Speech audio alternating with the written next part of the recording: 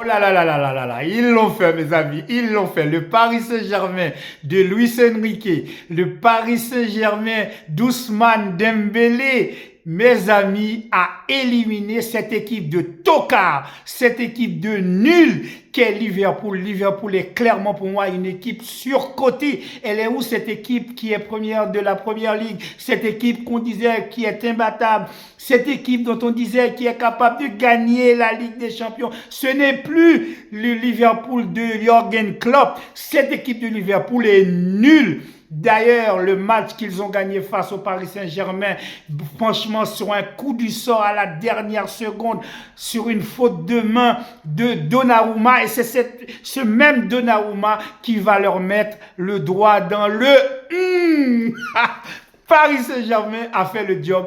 Paris Saint-Germain de Luis Enrique, de Dembélé, Paris Saint-Germain de Barcola, de Doué, de Kangingli. Tous ces jours-là, ils ont fait le travail, ils ont été à la hauteur. C'est vrai que Liverpool aurait dû faire mieux. Liverpool qui a terminé premier sans avoir quasiment perdu aucun match des phases de poule. Et pour arriver là, pour faire dans son pantalon, pour laisser le Paris Saint-Germain comme ça, aller chercher son ticket pour les quarts de finale. Mais mes amis, avant de ça, on va en parler d'un autre club aussi qui est qualifié en quart de finale.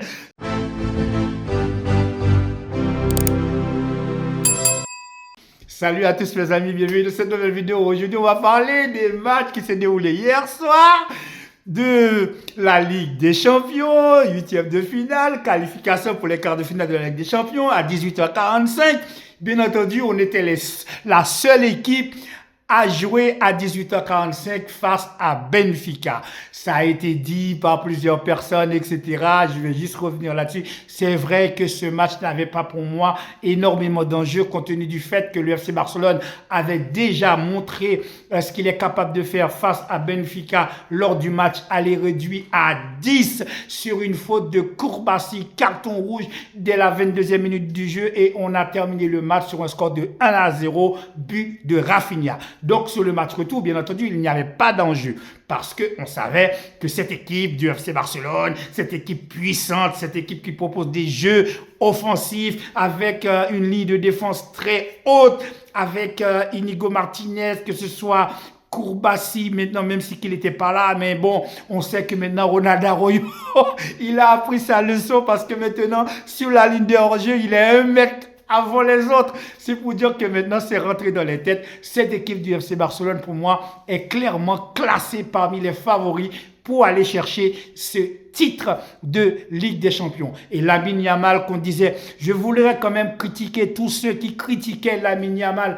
Moi, je disais que Lamine Yamal peut-être était fatigué, mais on entendait des voix discordantes de par-ci et là qui disaient que Lamine Yamal n'avait pas le potentiel, n'avait pas, on va dire, n'avait pas, comme on appelle ça encore, n'avait pas le stat de certaines. Mais attention, est-ce que Iniesta avait des stats? Non, alors qu'Iniesta aurait pu gagner le Ballon d'Or. On n'a pas besoin d'avoir des stats pour gagner le Ballon d'Or. Ça ne devrait pas être que ça. Lorsqu'un joueur est comme un joueur du calibre de Pedri, eh bien, même s'il marque 0 but dans l'année, pour ce qu'il fait sur le terrain, il mérite d'être dans la liste des joueurs qui pourraient gagner le Ballon d'Or. Et il peut même prétendre à gagner le Ballon d'Or. Le match de Pedri lors de ce match a été exceptionnel. Et Lamine Yamal, mes amis, vous avez vu les décrochages de reins qu'il fait au père de famille. Mais ce mec, il est terrible. Bon, tout a été dit sur Lamine Yamal, crochet, passe exceptionnelle pour Rafinha sur le but et sur le deuxième but de Lamine Yamal, mon Dieu, quelle caresse, etc. Il n'y a plus rien à dire, le FC Barcelone est au-dessus, le FC Barcelone est au-dessus, plane sur l'Europe. Maintenant, il y a une deuxième équipe, il faut le reconnaître, c'est le Paris Saint-Germain. Pour moi, je suis plus peur du Paris Saint-Germain que du Real Madrid parce que le Real Madrid, on connaît le Real Madrid arrivé au mois de mars, au mois d'avril, c'est vrai qu'ils sont très fort, avec cette équipe puissante, avec ses joueurs, les Mbappé, Rudiger, Vasquez, Bellingham, Rodrigo, Vinicius.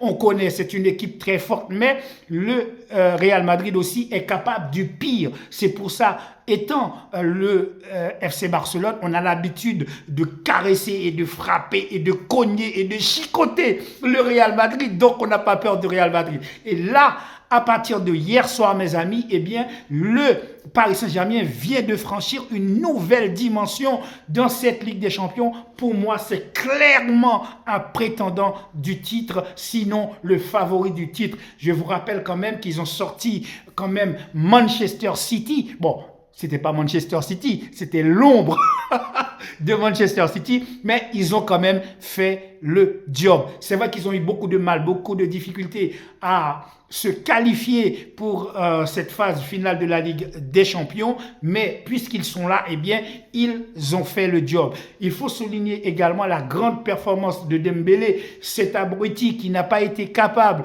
de marquer un but lorsqu'il jouait avec nous, et là, il est exceptionnel depuis qu'il joue à Paris Saint-Germain sur les ordres de Luis Enrique. C'est là qu'il faut reconnaître quand même les grands entraîneurs, eh bien, ils arrivent toujours à sortir leur épingle du jeu. Et c'est ce que fait Luis Enrique. On connaît la calebasse de Luis Enrique. C'est un entraîneur qui est très obtus, qui est très têtu, mais il va au bout de ce qu'il veut, il va au bout de ce qu'il pense, et il arrive à transformer comme ça un Dembélé qu'il a placé au cœur du jeu, au lieu de laisser Dembélé sur un côté à manger la ligne. Et bien Dembélé est capable maintenant d'aller venir chercher des balles au milieu de terrain, d'aller faire des balles également sur les côtés, parce qu'on le sait très bien que Dembélé joue des deux pieds, que ce soit du pied droit ou du pied gauche, ça n'a aucune importance pour lui. C'est comme s'il avait 4 pieds.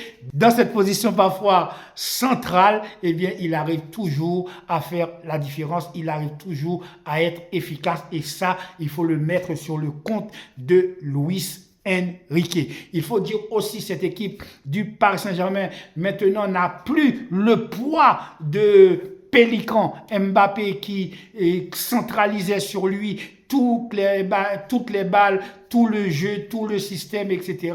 Le fait que maintenant que chaque joueur dans cette équipe peut marquer un but, eh bien, ça libère effectivement des espaces. Que ce soit Dembélé, il est capable de marquer. Gonzalo Ramos aussi peut marquer.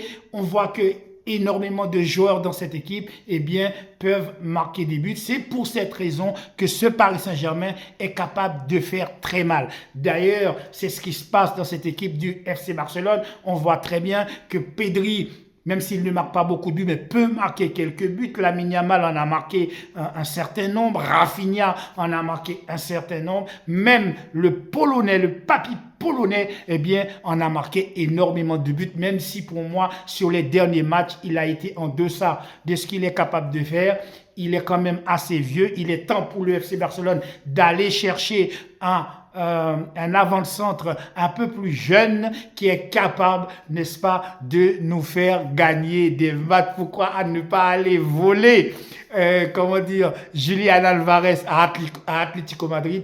Je sais que d'autres personnes aiment d'autres joueurs, mais c'est vrai que Julian Alvarez est un joueur très intelligent que j'aime beaucoup. D'ailleurs, je suis argentin, j'aime beaucoup l'Argentine, de Maradona, de Messi et tout ça. J'ai toujours aimé les joueurs argentins. C'est vrai que Julian Alvarez, je trouve que c'est un joueur très intelligent. Mais bon, je sais que Cholo Simeone ne va jamais lâcher Julian Alvarez.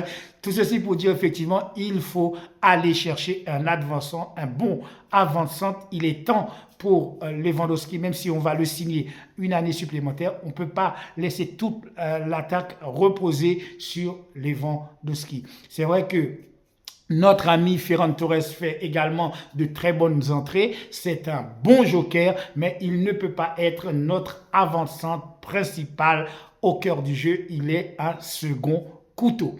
Voilà mes amis, félicitations à Paris Saint-Germain pour cette victoire, et Liverpool retourne au Bercail.